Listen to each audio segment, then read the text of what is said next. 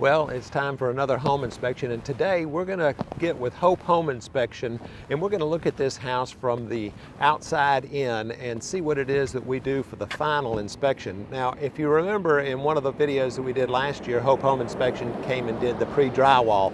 I'll put a link to that video here. But today it's the final inspection, and so we're actually even going to scope the pipes that come from the house and go to the street just to see what kind of debris there might be in there. And I really didn't know if I was a fan of having pipes scoped, but today's changed my mind. So let's get to it. Tim, thanks for coming out here and being amicable for talking about what it is that you all do when you come out here for a new home inspection. So could you just give us a walkthrough on what you look for when it comes to the final inspection before the keys are actually turned over to the buyers? Absolutely, Mark, and thank you for also going ahead and using our services. We do appreciate that. Well, anytime we're looking at a final walkthrough, the main thing is we want to make sure the home is getting ready to that finished status, which the builder's used to seeing this house for the past year or so. So a lot of things can kind of go unnoticed. So it's always best to have a third eye to come and make sure that everything is still going on the right track. That way that when the customers do come to close, the keys are ready to be handed over. So most of the time when we're going through the home, we're looking at to make sure that all the appliances are in functioning conditions. We want to make sure that everything is working as it should. Basically with the kitchen, we want to make sure that the stove is working, the gas lines are not having any issues or any leaks. We want to make sure the fridge is installed so that it's getting to the right temperature. The AC units, we want to make sure that they're functioning properly. We want to make sure that it's reaching an adequate temperature, usually anywhere between 15 to 20 degrees difference. That way we know the house is cycling correctly also. Same thing with the water heater. We want to make sure that it's installed properly. We want to make sure that it's secured. We want to make sure the correct plumbing's intact. And then we want to make sure that the actual water is getting to that level of temperatures that we would like to see, which is usually anywhere between 100 to 125 degrees. Obviously it's a preference thing, but just for when the house is being built, that's usually the main average we like to see. And then, like I said, a lot of times when we get into these homes, you'll see those blemishes that are easily able to be repaired. It doesn't take a lot of time, but sometimes it can go unnoticed because if it's constantly being seen by the same people. So we just like to bring it to their attention just in case something might have been missed. This particular house had a pool installed on the back as well, so we want to make sure the pool shell is nicely put together. We want to make sure the equipment is correctly installed. Also want to make sure that it's anchored to the pad that it comes on as well.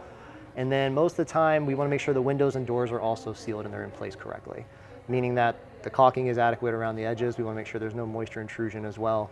And that's why at the end of our inspections, we also do an infrared camera, which we go through every single room and every single appliance, making sure there's no water intrusion, no leaks or anything around the windows or doors. That way the house has a correct seal that's already intact. And then today I also was in charge of doing the sewer scope, which is basically we just take a camera that is attached to a wire line and we go ahead and we go through the entire plumbing or drain area from underneath the house. This particular house had a very nice sewer scope throughout the entire way. Towards the end, we actually did find a little obstacle that was lodged in one of the actual pipes. Easy thing to do though, it's easy to get out, not a big deal, but everything else in this house was actually sealed properly. There was no breaks or cracks in the PVC lines, which is what we like to see. So another thing that we also check while we're doing our final walkthroughs is the electrical work as well. We usually go ahead and we make sure we look at all the panels if there's multiple within the house.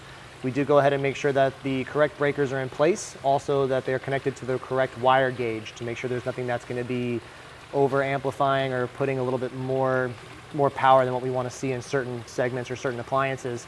We also want to make sure that there's not multiple wires running into one breaker because a double tap can be pretty hazardous at times.